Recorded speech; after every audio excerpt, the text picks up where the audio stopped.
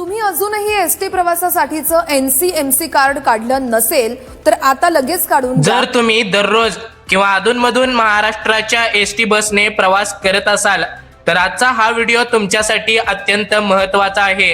हा व्हिडिओ अजिबात स्किप न करता सुरुवातीपासून शेवटपर्यंत अगदी एकाग्रतेने पहा, कारण 1 सप्टेंबर 2026 पासून जर तुमच्या खिशात हे एनसीएमसी म्हणजेच नॅशनल कॉमन मोबिलिटी कार्ड नसेल तर एसटी प्रवासादरम्यान मिळणारी कोणतीही शासकीय सवलत आता यापुढे तुम्हाला मिळणार नाही।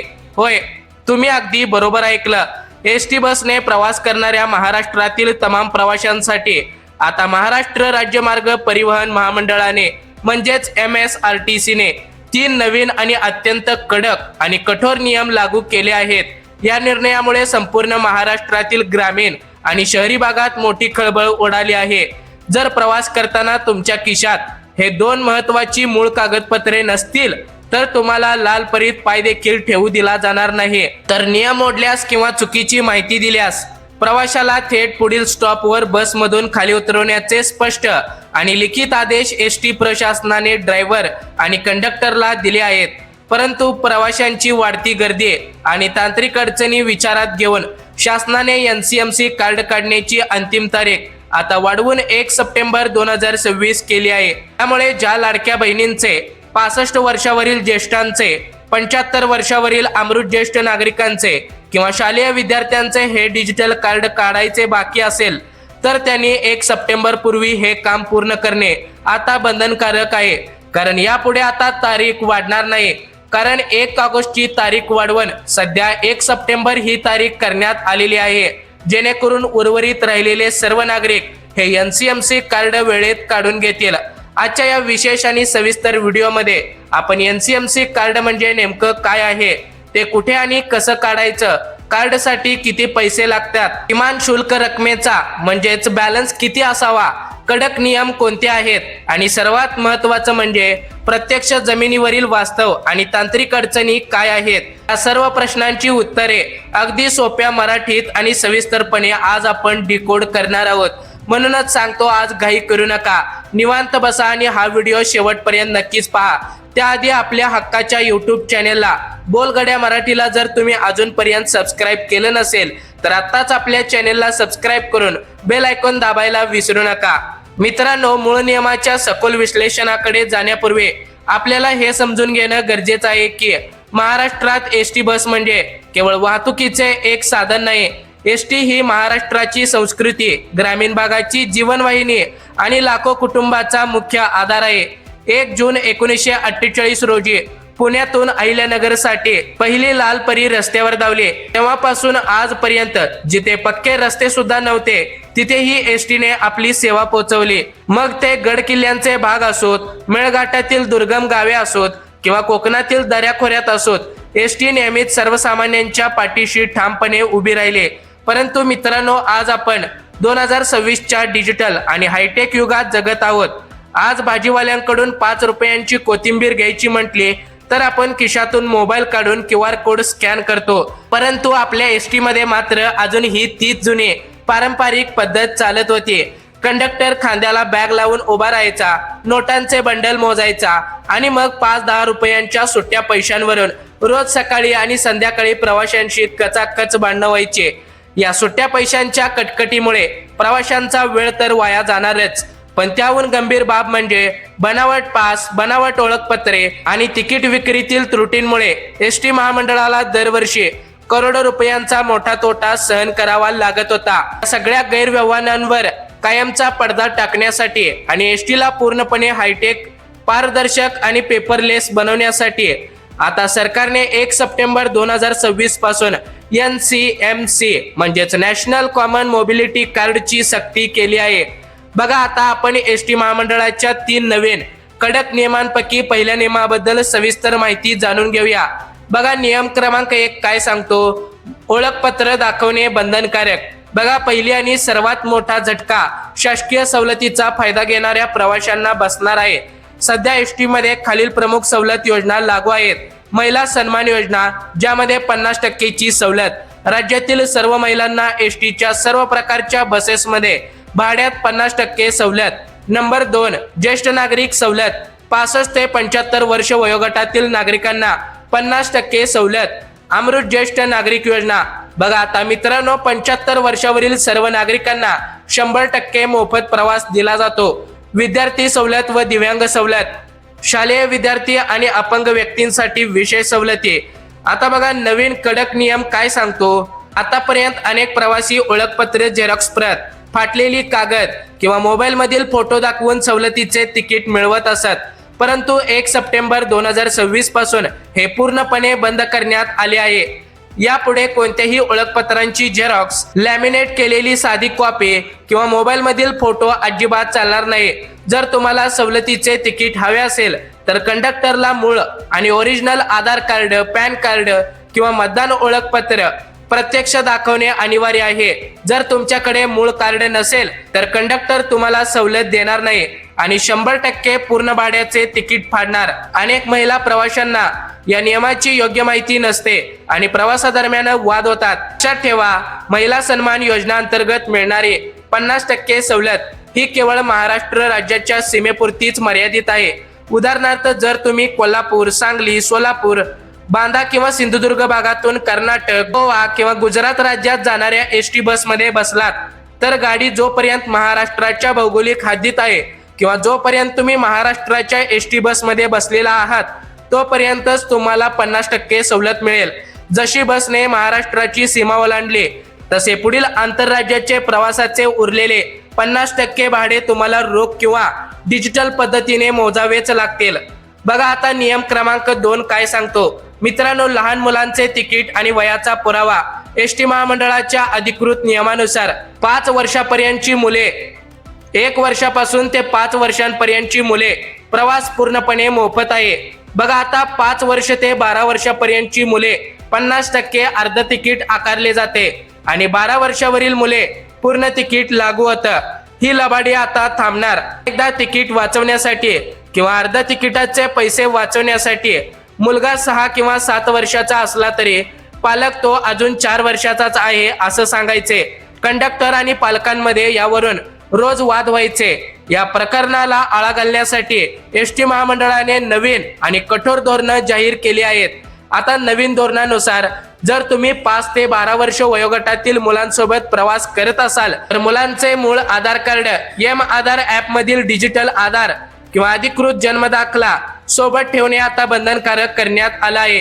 कंडक्टरला जर मुलाच्या वयाबाबत जराही शंका आली तर तो तात्काळ मूळ वयाचा पुरावा मागू शकतो आणि जर पालकांकडे वयाचा पुरावा उपलब्ध नसेल तर कंडक्टरला त्या मुलाचे पूर्ण तिकीट आकारण्याचे अधिकार देण्यात आले आहेत. पालकांनी वाद घातल्यास किंवा नियम मानण्यास नकार दिल्यास प्रवाशांना पुढील बस स्थानकावर सन्मानपूर्वक उतरण्याचे आता थेट आदेश सरकारने या ठिकाणी देण्यात आले आहेत. बघा आता नियम क्रमांक 2. हा नियम सर्वात महत्वाचा आहे. NCMC कार्ड म्हणजे काय? कॅश पूर्ण बंद होणार का? आता वळूयात सर्वात महत्वाच्या नियम क्रमांक 3 कडे. ते म्हणजे NCMC नॅशनल कॉमन मोबिलिटी कार्डची सक्ती. बघा आता मित्रांनो, NCMC कार्ड म्हणजे नेमकं काय आहे? वन नेशन वन कार्ड या भारत सरकारच्या महत्वाकांक्षी योजनेअंतर्गत हे डिजिटल स्मार्ट कार्ड तयार करण्यात आले आहे. हे कार्ड एखाद्या ATM किंवा प्रीपेड सिम कार्ड सारखे काम करते. कंडक्टर कडील नवीन अँड्रॉइड ई-टॅप मशीनवर हे कार्ड फक्त टॅप करायचं आहे आणि अवघ्या 1 सेकंदात तुमचे तिकीट प्रिंट होऊन बाहेर येणार. बघा आता प्रवाशांचा सर्वात मोठा प्रश्न म्हणजे एसटी मध्ये रोख कॅश व्यवहार पूर्णपणे बंद होणार आहे का? तर उत्तर आहे मुळीच नाही. अनेक YouTube चॅनेल्सवर चुकीची माहिती पसरवली जात आहे की एसटी कॅश बंद होणार आहे. पण वस्तुस्थिती अशी आहे की जर तुम्ही एक सामान्य प्रवासी आहात आणि सरकारची कोणतीही सवलत न घेता पूर्ण भाडे देऊन प्रवास करत असाल तर तुमच्यासाठी NCMC कार्ड अनिवार्य नाही. तुम्ही नेहमीप्रमाणे कंडक्टरला रोख पैसे देऊनच तुमचं तिकीट काढायचं आहे. मग कोणासाठी 1 सप्टेंबर 2026 पासून हे NCMC कार्ड काढणे सक्तीचे आहे?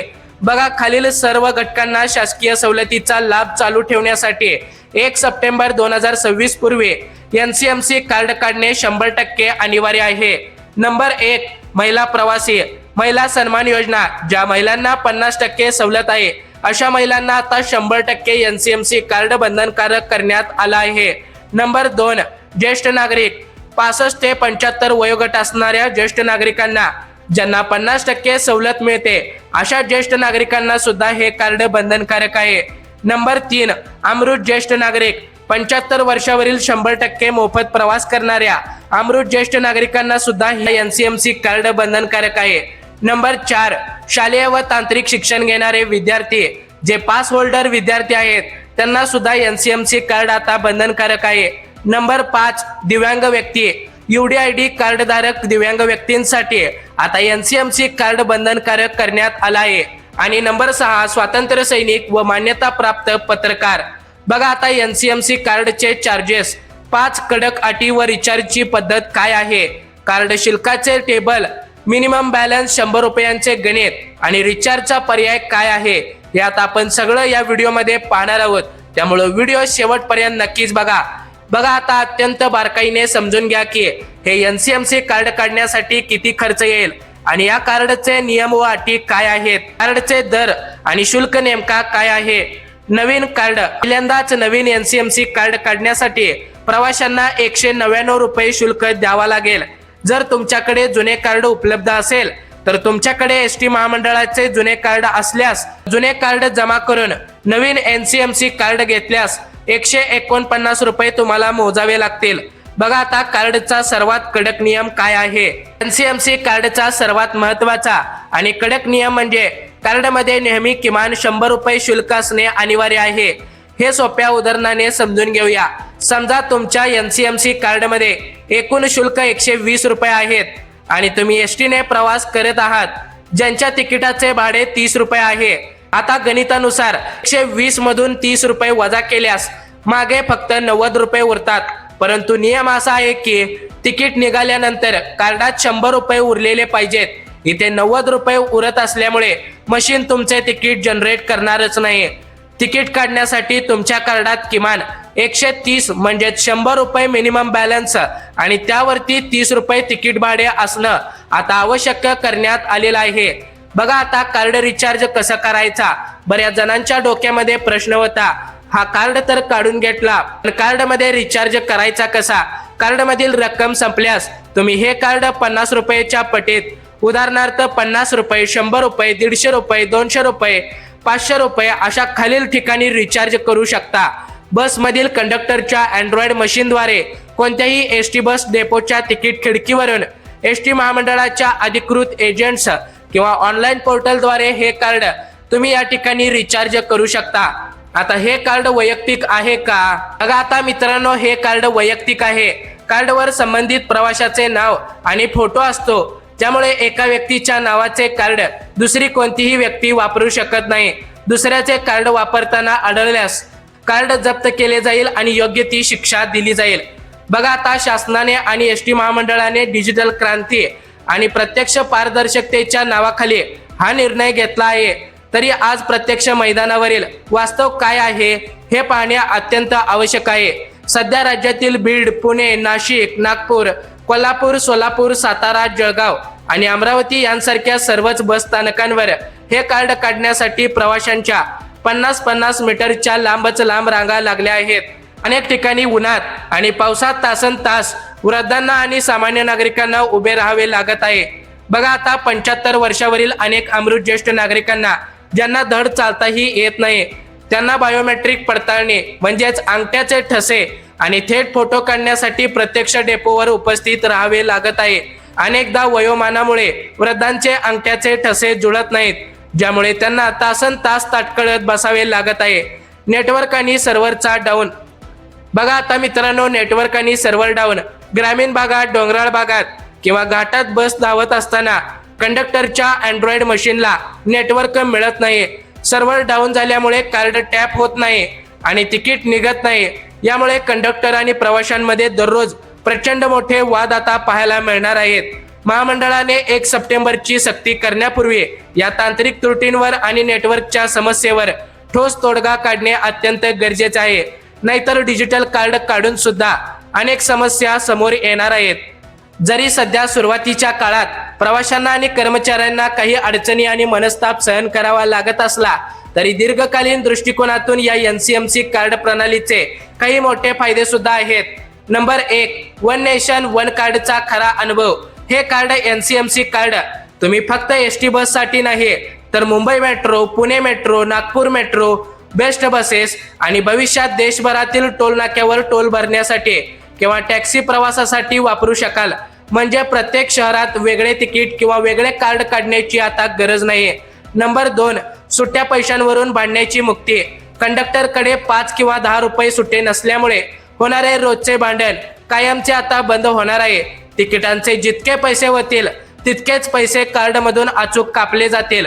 नंबर 3, पारदर्शकता आणि भ्रष्टाचार मुक्ती. बनावट पास वापरून शासनाची फसवणूक करणाऱ्यांना पूर्णपणे आता आळा बसणार आहे. एसटी महामंडळाचा महसूल थेट खात्यात जमा झाल्यामुळे तोटा कमी होण्यास मदत होईल. आता बघा मित्रांनो, NCMC कार्ड काढण्यासाठी काय कागदपत्रे आणि प्रक्रिया करावी लागणार आहे. मित्रांनो, 1 सप्टेंबर 2026 ची अंतिम मुदत अगदी तोंडावर आली आहे. जर तुमचे किंवा तुमच्या घरातील ज्येष्ठ नागरिकांचे कार्ड काढायचे बाकी असेल तर एसटी डेपोत जाताना खालील सर्व गोष्टी आठवणीने सोबत घेऊन जा. आवश्यक कागदपत्रे आता काय लागणार आहेत. नंबर 1, मूळ आधार कार्ड. जे सध्या चालू असलेल्या मोबाईलवर तुमच्या मोबाईल नंबरशी लिंक असेल ते मूळ आधार कार्ड तुम्हाला सोबत घेऊन जायचं आहे. नंबर 2, सवलतीचा अधिकृत पुरावा. विद्यार्थ्यांसाठी सरळ ID किंवा शाळेचे बोनाफाईड सर्टिफिकेट. दिव्यांगांसाठी केंद्र सरकारचे अधिकृत UDID कार्ड. ज्येष्ठांसाठी वयाचा दाखला किंवा आधार कार्ड.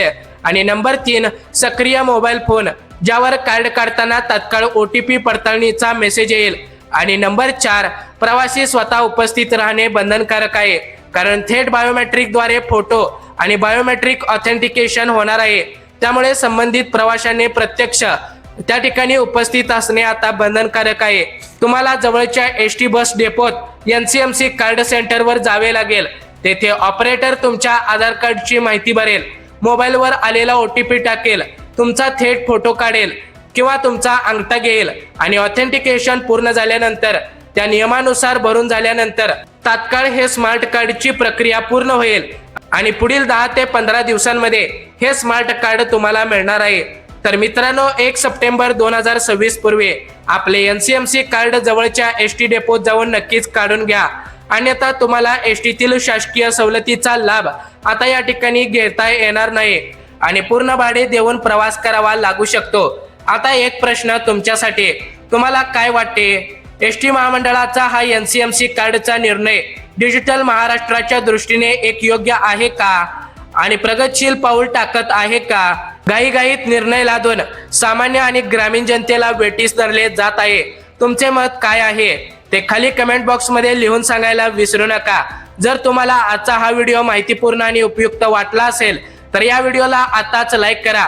तुमच्या सर्व व्हॉट्सअप ग्रुपवर मित्रमैत्रिणींना आणि लाडक्या बहिणींना हा व्हिडिओ शेअर करायला अजिबात विसरू नका, जेणेकरून कोणाचाही प्रवास खोळंबणार नाही. आणि अशाच ताज्या, अचूक आणि महत्त्वाच्या बातम्यांसाठी आपल्या YouTube चॅनलला नक्कीच सबस्क्राईब करा. पुन्हा भेटूया अशाच एका नवीन आणि माहितीपूर्ण व्हिडिओ सोबत. तोपर्यंत जय हिंद, जय महाराष्ट्र.